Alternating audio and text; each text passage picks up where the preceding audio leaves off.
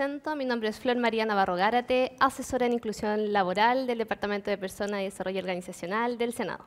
Primero, quiero agradecer la permanencia de todos quienes nos acompañan a través de las transmisiones de TV Senado, redes de la Biblioteca del Congreso Nacional y, por supuesto, las transmisiones de la Cámara de Diputadas y Diputados, y también a quienes nos acompañan de manera presencial, autoridades y público aquí presente.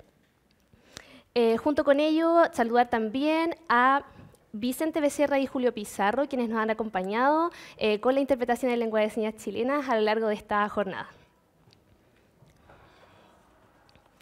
Venimos recién de una conversación muy interesante en el panel anterior, en donde pudimos conversar, ¿cierto?, en torno a proyectos de integración escolar, pudimos hablar sobre las barreras, ¿cierto? Tenemos temas de recursos, de capacitación de los profesionales de educación y una serie de aspectos a mejorar, ¿cierto? Ahora nos corresponde avanzar en el ciclo educativo y abordar los desafíos que tenemos en educación superior a la hora de hablar de personas con discapacidad.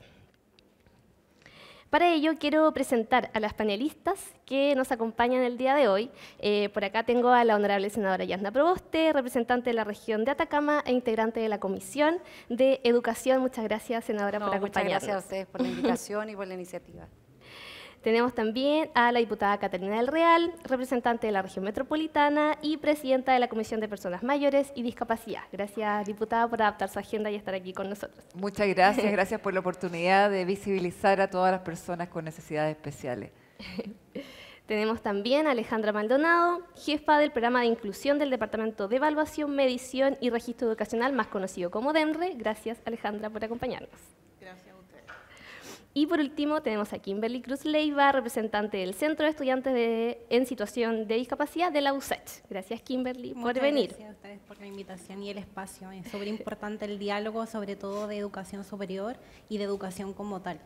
Sin duda. Vamos a ir entrando entonces en materia y les voy a comentar un poco acerca de la dinámica. Ustedes ya la conocen, pero de todas maneras la idea es que esta sea una conversación relajada, distendida, en donde podamos ir abordando las distintas temáticas. Para ello, yo voy a ir dejando sobre la mesa preguntas generales. Ya ahí ustedes me pueden ir haciendo una seña, yo les voy a ir dando la palabra y a continuación vamos a ir dirigiendo, ¿cierto?, preguntas a cada una de ustedes. ¿Sí? Entonces, para dar inicio a este panel, vamos a ir a ver un video introductorio.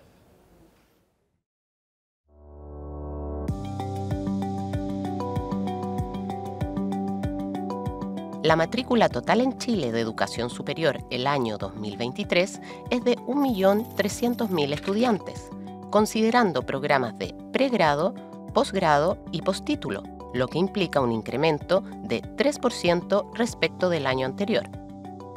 De ese total, un 0,8%, cerca de 10.000 estudiantes, son personas con discapacidad, de las que menos del 10% logra completar la educación superior. Este bajo porcentaje de egreso se explica por las barreras existentes en el acceso, la infraestructura, los programas de apoyo, la preparación docente para dar respuesta a las diferentes necesidades de apoyo, la falta de recursos, entre otros. Con la finalidad de resolver algunas de estas barreras, el año 2023 se promulgó Ley Miscelánea de Educación, que, entre otras medidas, permite que las personas con discapacidad cuenten con un sistema alternativo de ingreso a la educación superior. Hablar de mejorar el acceso a la educación superior es hablar también de inclusión laboral. Crear las condiciones para que las personas con discapacidad puedan ingresar, permanecer y egresar del sistema de educación superior contribuirá a una incorporación al mundo laboral con más y mejores oportunidades.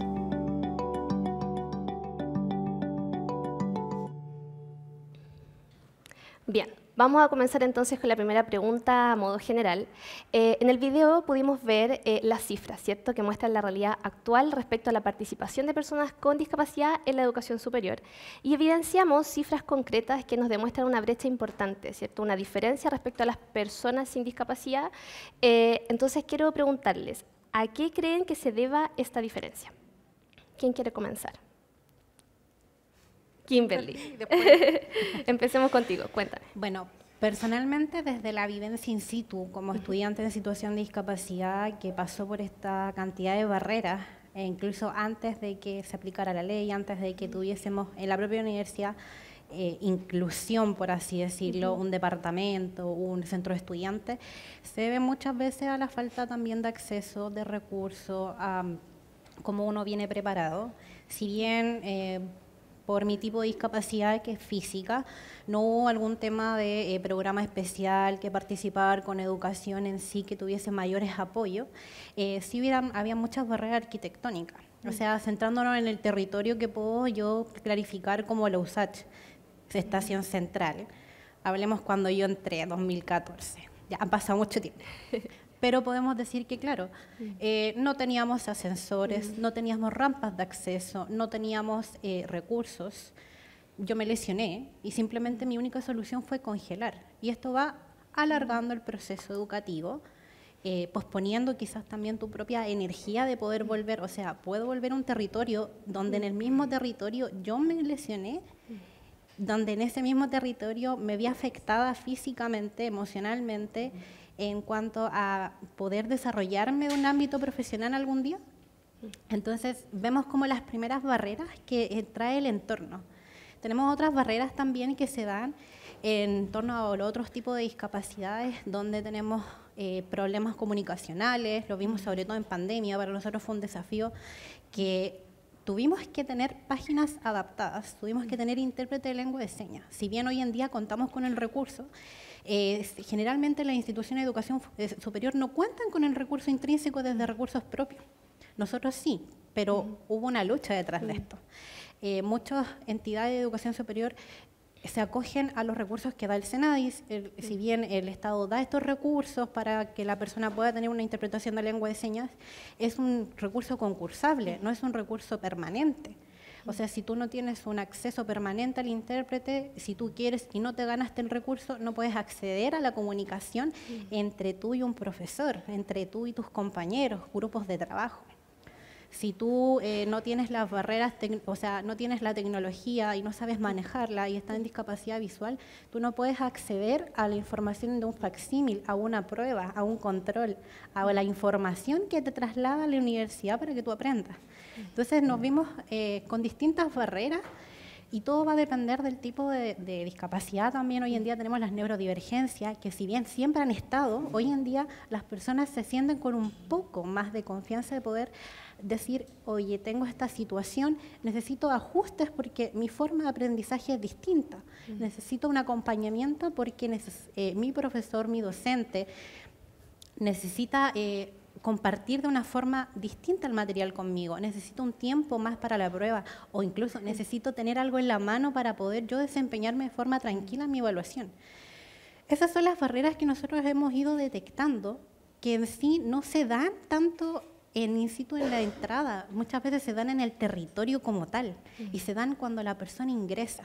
Porque es un territorio nuevo, estamos saliendo de esta burbuja que fue la educación básica y media, de esta burbuja que fue estar con nuestros cuidadores, estar en todo este ámbito que si bien ha sido salvaje, por así decirlo, dentro del territorio de el tener discapacidad, el tener tus situaciones particulares, entre otras cosas, entras a un mundo donde te enfrentas nuevamente a estas barreras que desconoces, tienes que empezar a conocerte a ti mismo, conocer lo que conlleva o no tu discapacidad y empezar a plantearlo. Y ahí va en el juego de tira y maneje de la institución, cuenta con los recursos, con los profesionales, si no cuenta, ¿quién da el apoyo? ¿El Estado o lo da la institución?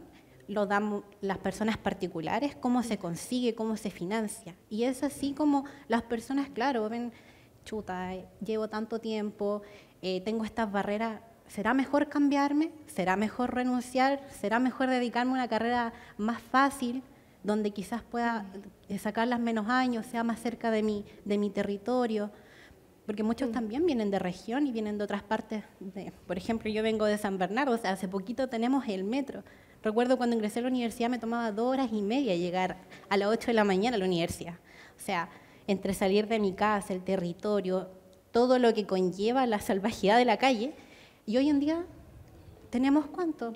30 minutos, gracias al metro. Pero se esperaron una cantidad de años que en ese momento se veían las barreras que hoy se han ido levantando. pero eso se trabaja eso se va levantando con mucho trabajo y eso, bueno, lamentablemente toca a nosotros evidenciarlo. Para mí esas son las principales barreras que hoy en día dificultan que las personas puedan tener tanto la motivación, las ganas y la valentía de acceder a esos procesos educativos. Pero también vemos como entre los mismos que ya entramos y las hemos ido evidenciando, las hemos ido combatiendo, estamos dando el pie a que las nuevas generaciones empiecen a romper esa barrera y digan, no, ¿sabes qué? Ya, pero acá tenemos intérprete, acá tenemos ingresos, acá tenemos algún tipo de acceso especial, acá tenemos rampa, tenemos mejor infraestructura y vamos seleccionando. Sé que ojalá fueran todas las instituciones de educación superior, pero es rico saber que el pie de dar en la primera, la segunda, da el pie que otras personas puedan decidir ingresar, permanecer, que también es un tema, y egresar para poder nuevamente enfrentarse a la otra jungla, que es el mundo laboral, que bueno, ese es otro desafío pendiente que se está trabajando, obviamente. Gracias, Kimberly. Senadora.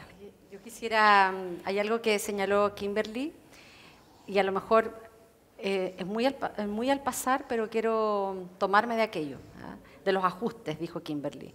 Y para nosotros, desde el punto de vista legislativo, es lo que hemos denominado ajustes razonables, que además es lo que nos establece el pacto de las personas con discapacidad.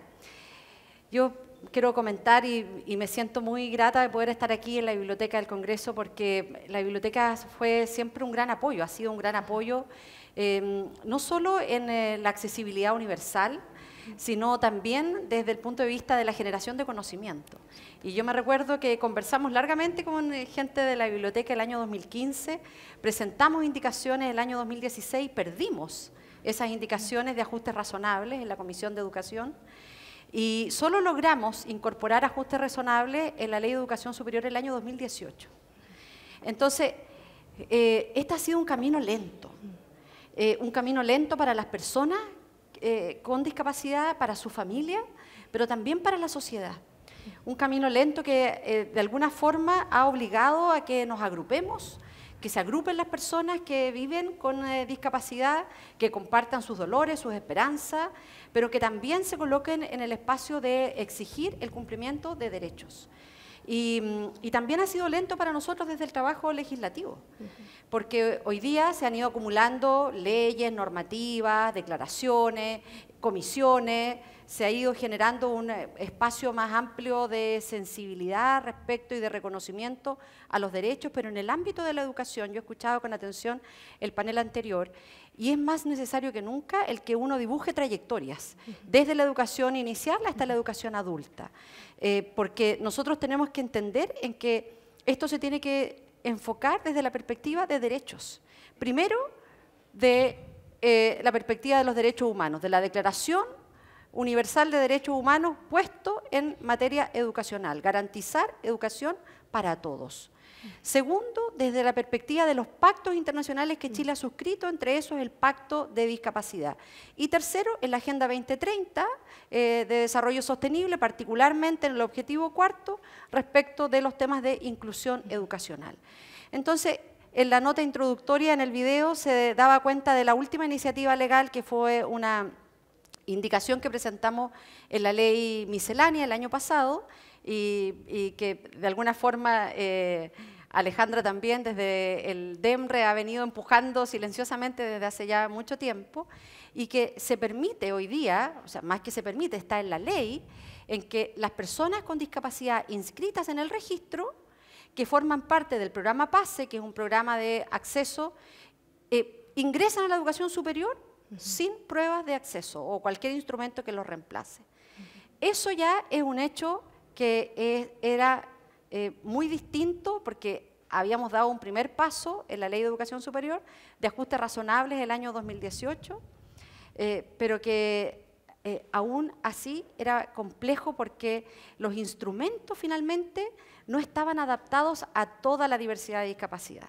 Entonces, cuando uno se imagina el que tenemos que garantizar espacios, o cuando uno se imagina el que aquí tenemos que garantizar que exista una verdadera inclusión, esto no es solo de eliminar las barreras arquitectónicas, es de disponibilizar los instrumentos, es de disponibilizar los espacios, es de entender y sensibilizar también a la comunidad.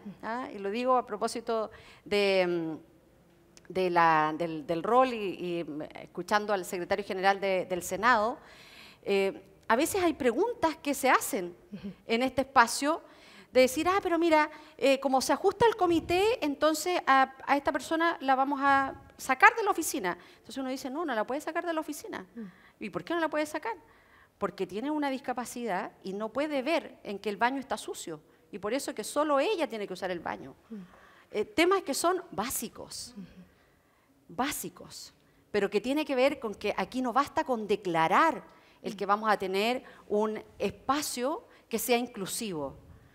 No basta solo con declarar en que vamos a tener el acceso a la educación superior hoy día solo a través del programa PASE, sin prueba de acceso alguno. Si es que no somos capaces de generar también remediales para que los estudiantes se mantengan y tengan un egreso exitoso. Kimberly dice algo que es muy revelador. Dice, yo en ese lugar, en la misma universidad, que no tenía un acceso universal, me lesioné y ¿qué tuvo que hacer? Congelar. Es decir, aquí hay una doble vulneración a los derechos de los estudiantes y por eso que para nosotros los avances en materia legislativa, sin duda que solo referidos al ámbito universitario, el que hoy día la ley de autismo hagamos referencia también al acceso universal sin prueba de selección universitaria, solo a través del programa PASE, obliga a que también el Ministerio de Educación aumente los cupos en el programa PASE y favorezca la inclusión en estos programas previos, que son entre tercero y cuarto medio, de acceso a través de esta vía, pero que entendemos en que este es un largo camino y que tenemos que ser capaces de garantizar ingreso, permanencia, egreso exitoso de la educación superior, pero también no olvidando lo que hoy día significa garantizar también la inclusión laboral. Gracias, senadora. Diputada. Sí, bueno, primero partir diciendo que en Chile existen 2.700.000 personas con algún grado de discapacidad. Eso es alrededor de un 18% de la población. Es un número que se ve enorme y la verdad que recién se está visibilizando hace muy pocos años. Las causas de esto principalmente fueron el aumento de la esperanza de vida. Antes la gente fallecía alrededor de los 65 años, hoy día la esperanza de vida de los últimos 20 años ha aumentado a 85 años y más. Y eso obviamente que va generando un deterioro físico que va impulsando algún tipo de discapacidad de distintos ámbitos, ya sea hipoacusia o problemas de movilidad, problemas de demencia senil. Entonces va aumentando la cantidad de personas con estas necesidades especiales.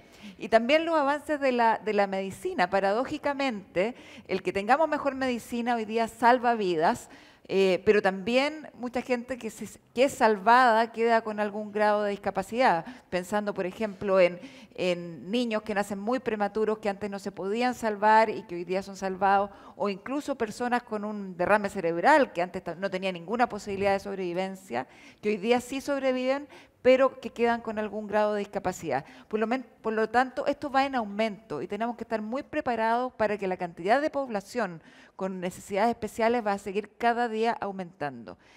Cuando yo entré al Congreso hace 6 años atrás, la verdad que el tema de discapacidad, bueno, salvo lo que comentaba el secretario general, que el Congreso igual había tratado de ampliar espacios para contratar personas, hacer estos diálogos, pero no teníamos una comisión permanente. En ese momento yo formé una bancada transversal, conseguimos firmas y empezamos como a reunirnos de manera no oficial, dijéramos.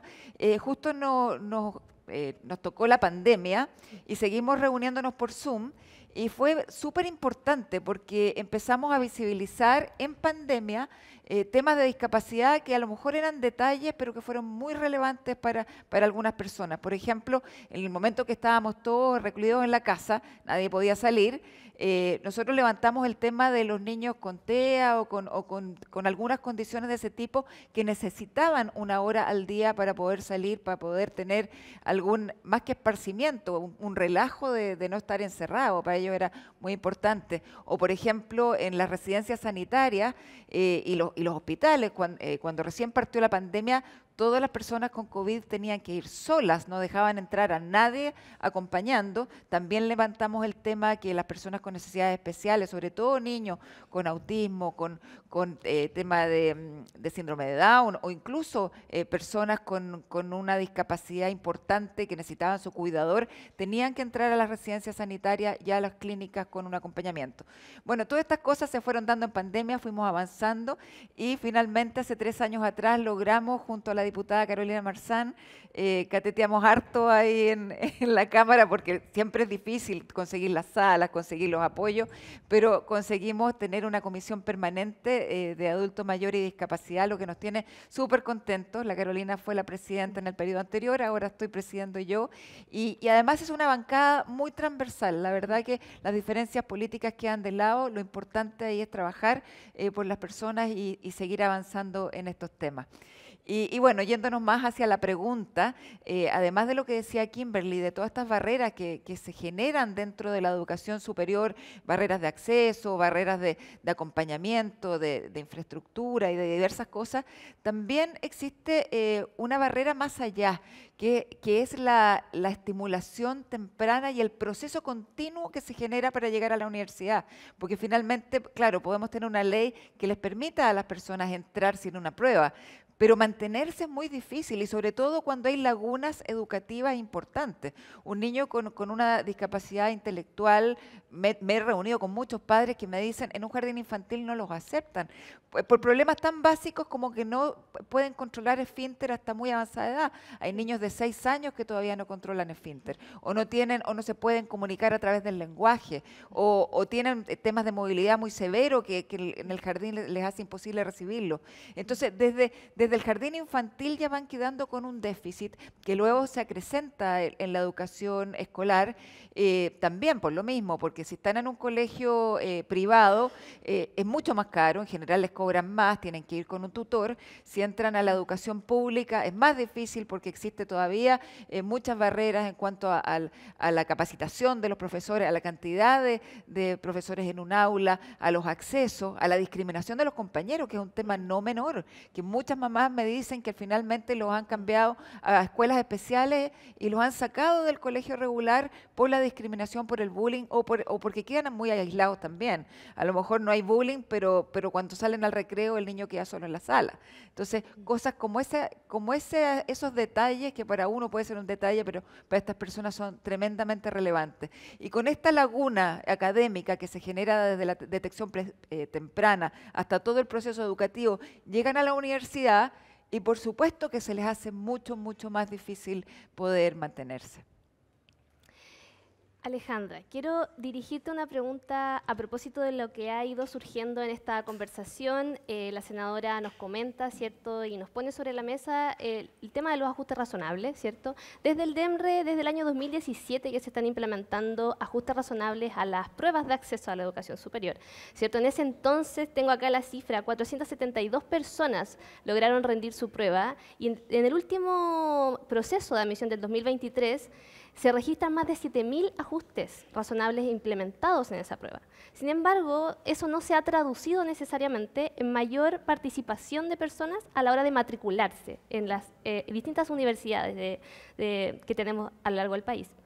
Entonces, y tenemos también algo que nos comentó la senadora, que es respecto a la nueva ley miscelánea de educación, que además también implementa una nueva alternativa, ¿cierto?, que en donde no es necesario que rindan la prueba que exista en ese momento, sino que tienen la posibilidad de pasar por este programa, ¿cierto?, y acceder. Entonces, vemos que tenemos normativas, ajustes y apoyos en el acceso. Pero ¿dónde crees tú que está el problema a la hora de mayor participación e ingreso a la educación superior? Muchas gracias por la consulta, porque además quiero comentar lo que fui pensando mientras conversábamos todas. Y tiene que ver con que creo que una debilidad que tenemos, y es una debilidad sistémica, ¿cierto? Y como país, es que tenemos muy mala data. Tenemos muy mala información. Ninguna de nosotras ni el Ministerio sabe cuántos estudiantes sordos están en la educación media estudiando sin intérprete. Y eso es una vulneración enorme a los derechos desde la Convención hasta la 20.422. Entonces, por una parte tenemos mala data y ese es un tema que ya la misma Convención hacía, ¿cierto?, sobre el que hacía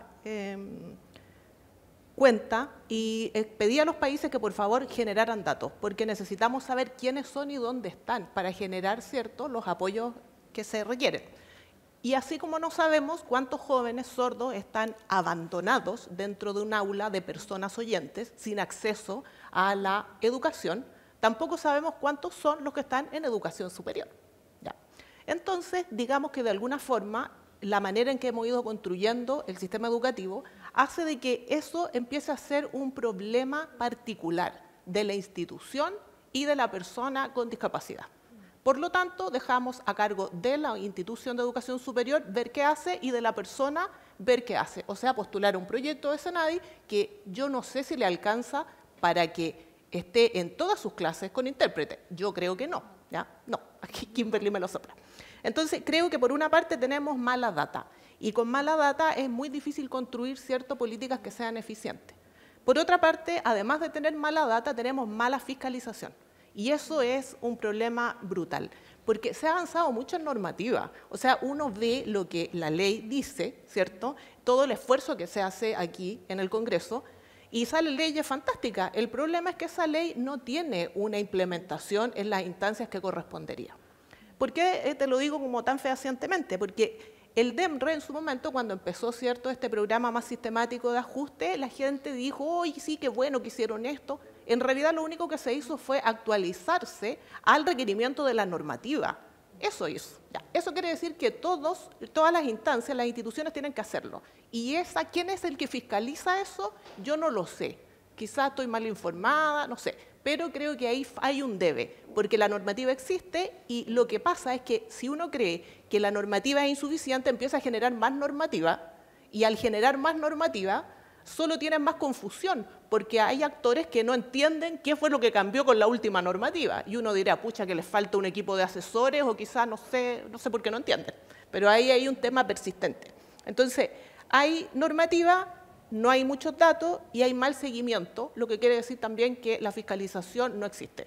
Y dejamos en el padre o la persona en situación de discapacidad la obligación de ir a ejercer una acción legal.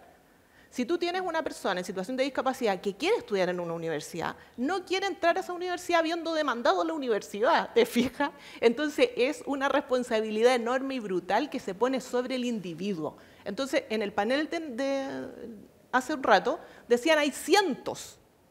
¿Te imaginas lo que es ser el apoderado o un estudiante en situación de discapacidad que tengo que ir a poner una demanda para que la universidad acceda a que yo entre o para que me den ajustes dentro de la casa de estudio? Entonces, ese es un problema grave, creo, que tenemos. No sé cuál será la solución, pero este es el espacio para que nosotros les contemos un poco de lo que podamos ver desde nuestra arista.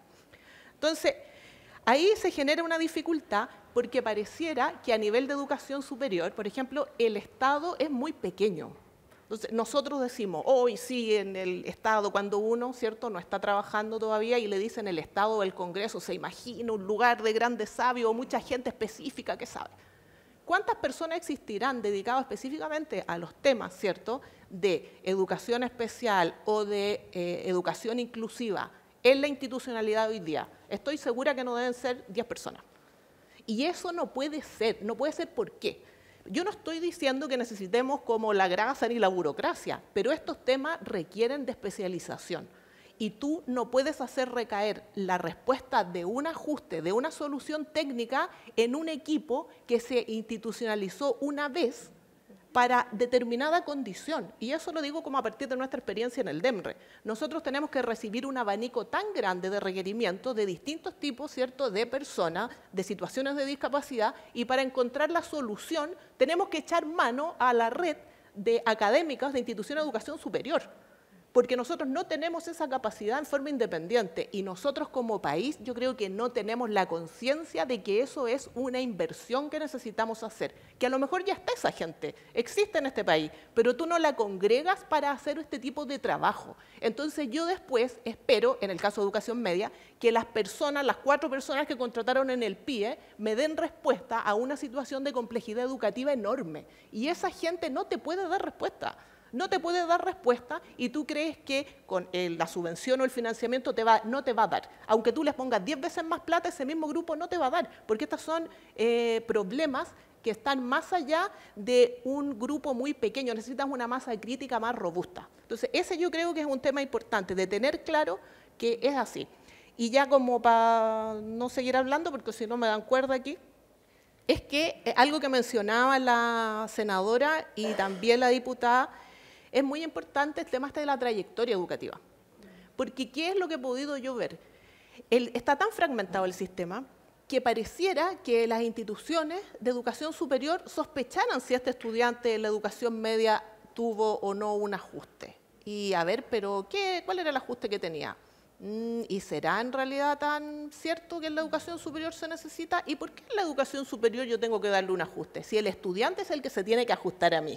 Y ahí hay un problema de concepto de lo que es la discapacidad, porque en los conceptos actuales de discapacidad que están en los cuerpos de organismos internacionales como Naciones Unidas, la discapacidad y el discapacitado no es un individuo y no es la persona, es la interacción entre su condición de salud y el entorno. Entonces yo me vuelvo una institución discapacitadora porque genero barreras.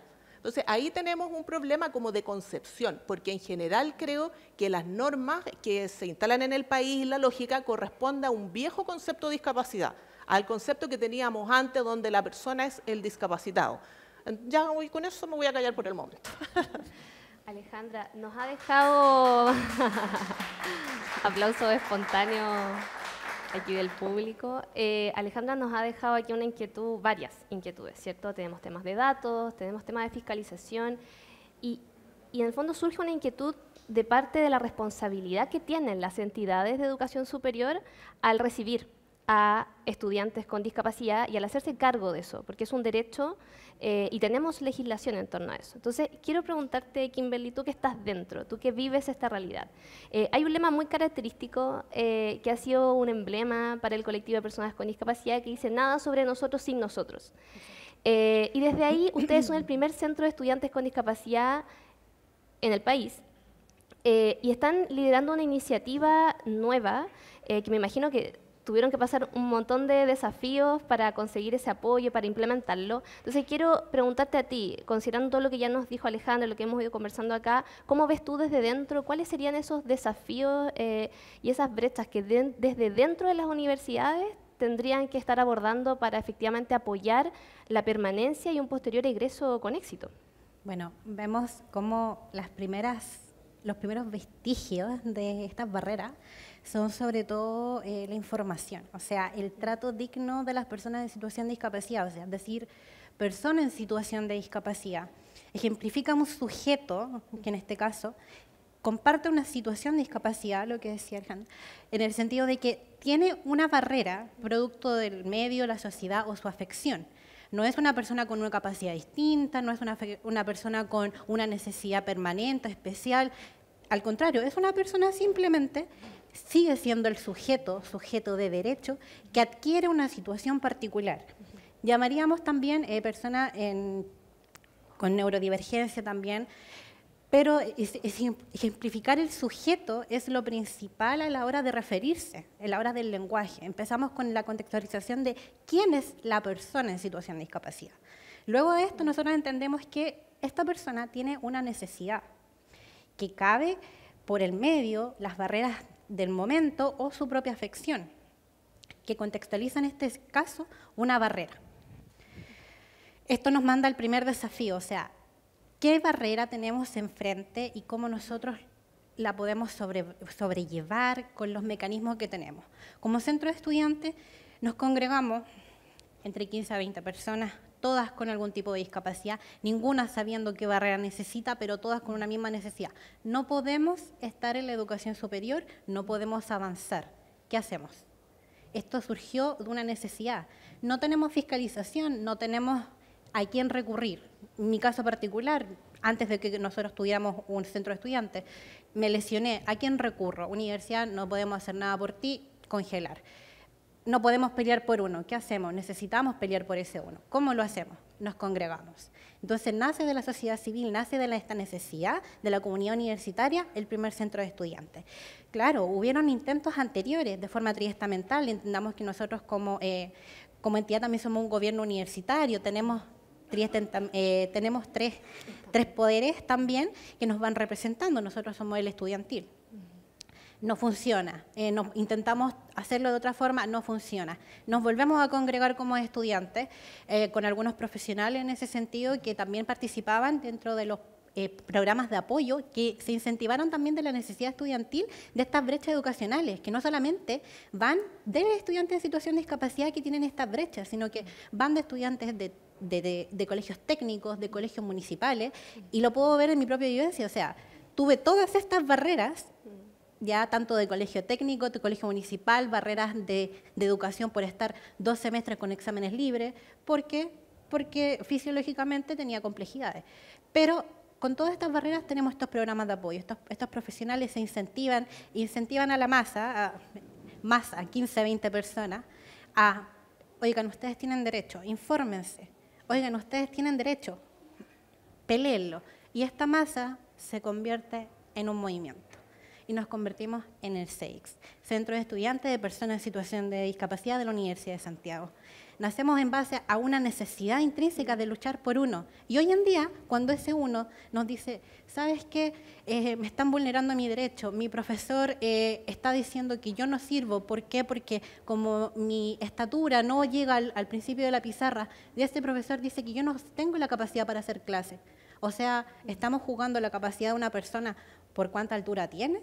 ¿Por si maneja o no su silla de ruedas correctamente?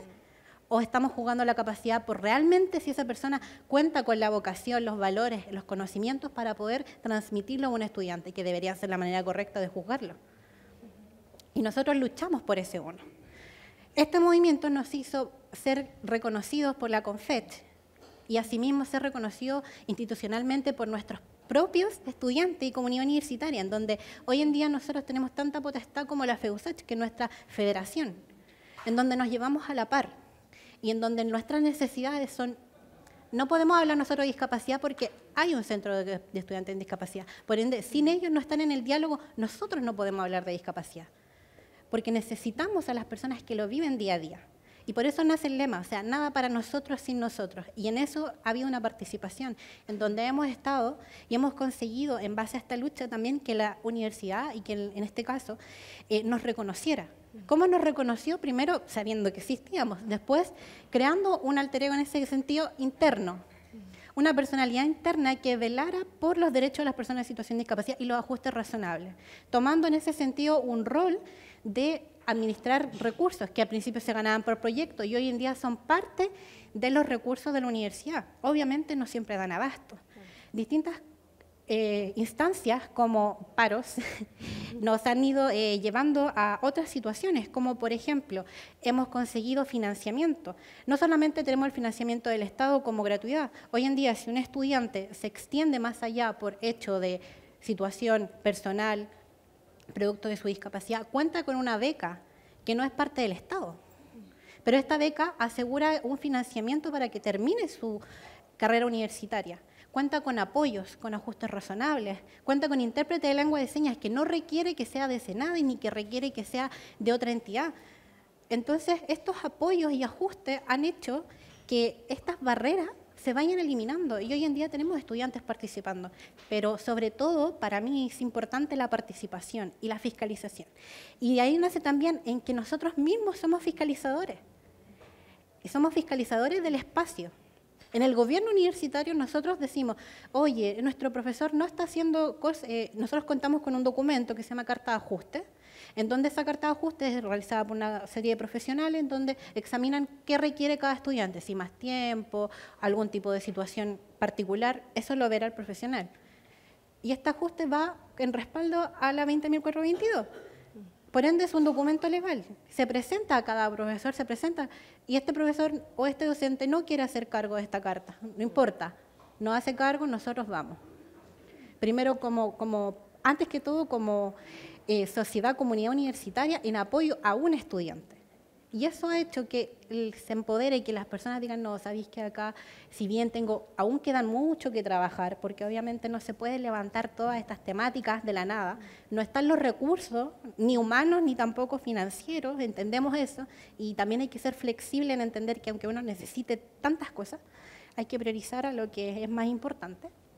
Sí se está trabajando en ello, pero la fiscalización que nosotros ponemos, el participar, el indicar, es lo más importante. Entonces, para mí, como persona en situación de discapacidad, considero que si bien hay muchos diálogos, no hay tanta participación de nosotros. No hay tanta participación de la comunidad en situación de discapacidad. No hay tanta participación en los espacios de decir, mira, ¿sabes qué? Ustedes detectan estas barreras por los datos, estas barreras por la experiencia, estas barreras porque han trabajado con este tipo de personas, pero nosotros tenemos la experiencia in situ, casi intrínseca, de decir, mira, ¿sabes qué? Nosotros tenemos estas barreras desde la trayectoria, que viene siendo incluso desde mucho antes de que hubieran todos estos programas, hasta ahora que tenemos tantos accesos y podemos comparar y dar nuestra opinión en ese sentido y querer construir, porque sobre todo nosotros queremos construir desde el derecho, y es lo más importante. Entonces, a nosotros nos queda como deber seguir luchando, educando, porque no hacemos nada con querer hacer todo, si no educamos a las personas y también las concientizamos con recuerdo al lenguaje correcto, al trato digno, a las oportunidades. Sabemos que hay voluntad, pero no es solamente voluntad la que tiene que haber, debe ser un compromiso concreto con los estudiantes, con la comunidad en situación de discapacidad en general.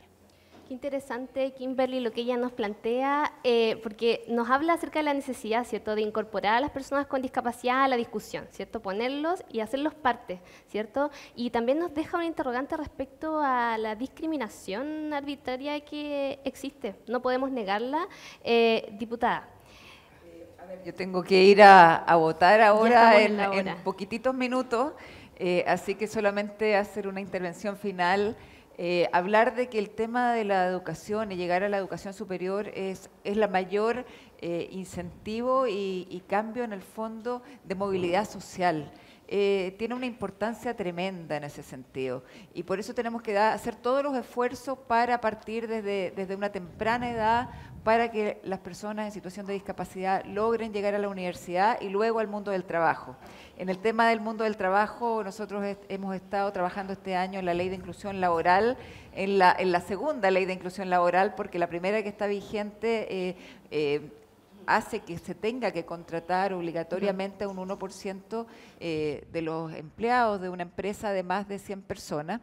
Pero esta ley estaba quedando corta, también había poca fiscalización y el Estado también había estado incumpliendo mucho esta ley. Nos dimos cuenta por los estudios que se hicieron posteriormente de que realmente no se estaba cumpliendo.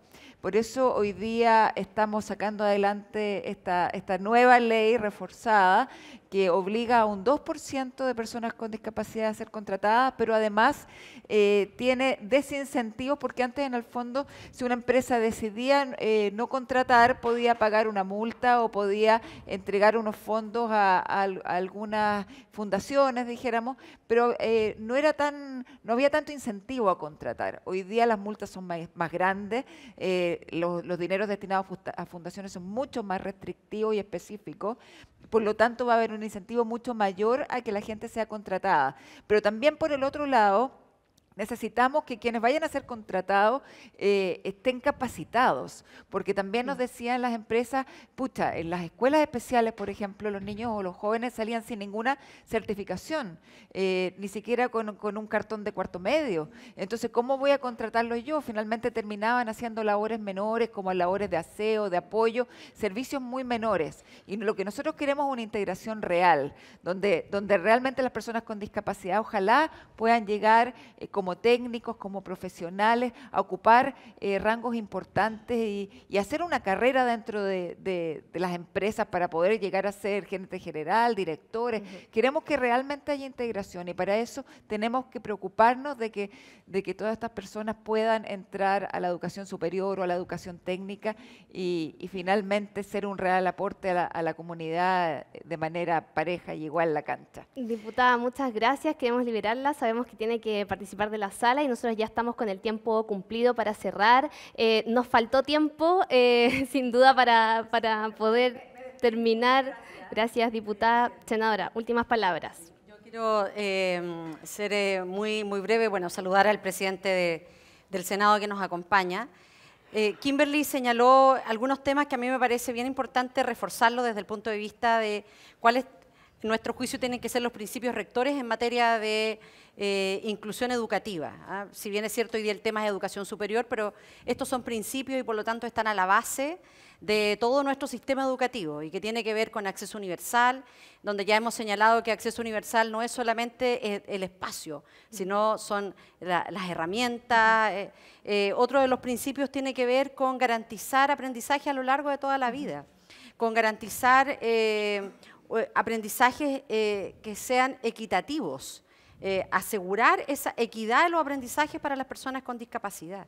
Pero también el que nosotros entendamos en que esto se tiene que hacer de una manera colaborativa, porque cuando una institución de educación, una persona con discapacidad ejerce su derecho a la educación en esa institución, requiere de un equipo colaborativo. Ya no es solo el profesor, es sin duda los terapeutas ocupacionales, son los psicopedagogos.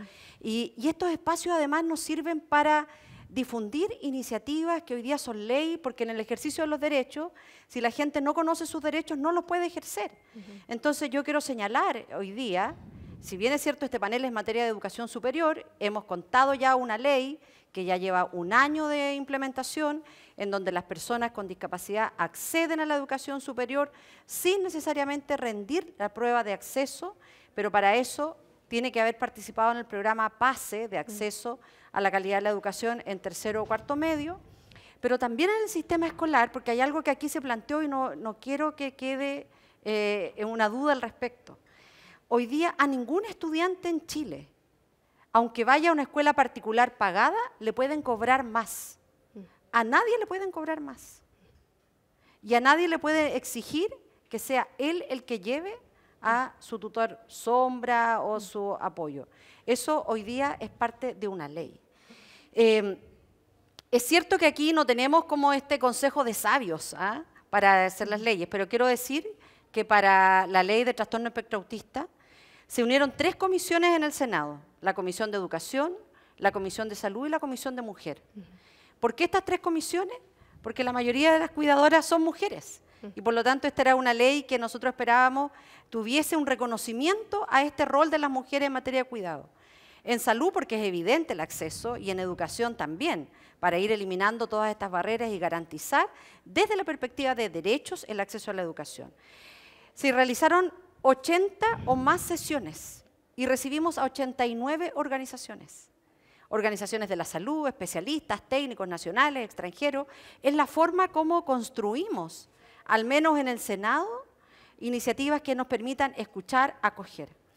Y a propósito de las recomendaciones que decía Alejandra de la Convención Interamericana respecto al Pacto de Personas con Discapacidad del año 2016, la Comisión recomendó, tiene un párrafo en el que reconoce a Chile los avances y tiene páginas y páginas y páginas en donde le dice a Chile lo que está al debe y particularmente en materia de educación. Hoy día el gobierno va a poder hacer un check respecto de ajustes razonables que lo hemos planteado y que hoy día ya es ley de la República.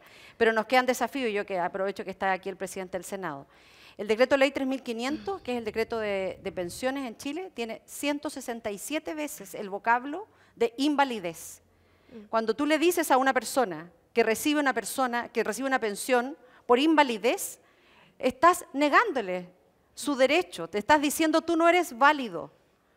Y por lo tanto hemos presentado un proyecto de ley para corregir esta situación, para simplemente denominarlo pensión de discapacidad y terminar con esta discriminación que se viene arrastrando por años de decirle al otro que es inválido. Y solo quiero terminar saludando a Julio Pizarro, que es uno de nuestros intérpretes en el día de hoy, que también nos ha apoyado, porque a propósito de lo que decía la diputada del Real, para la pandemia realizamos muchos diálogos, era la forma que teníamos de mantener nuestro contacto con la comunidad, y en esos diálogos usábamos también a intérpretes en lengua de señas, y Julio fue en muchas oportunidades, al igual que hoy, una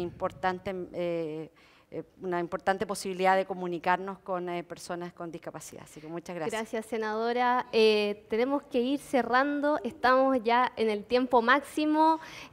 Solamente me queda agradecer. Hoy día hablamos de temáticas interesantísimas, hablamos de falta de recursos, hablamos de falta de capacitación de los profesionales de educación, hablamos de falta de fiscalización también en las entidades de educación superior, y sin duda tenemos un camino largo por recorrer en esta materia. La necesidad de incorporar a las personas con discapacidad a la conversación creo que es fundamental, mayor fiscalización y hablar sobre esta temática e ir avanzando hacia una educación inclusiva, accesible y de calidad, que creo que es el objetivo que todos buscamos, ¿no? Solamente agradecer a todos quienes nos acompañan en la jornada de hoy, agradecer a todos quienes hacen presente esta jornada de diálogo, y desde ya los dejamos invitados al próximo diálogo de inclusión, donde vamos a estar conmemorando 10 años desde donde el Congreso ha comenzado a hablar desde inclusión. Así que muchas gracias a todas y todas, y nos veremos en una próxima oportunidad.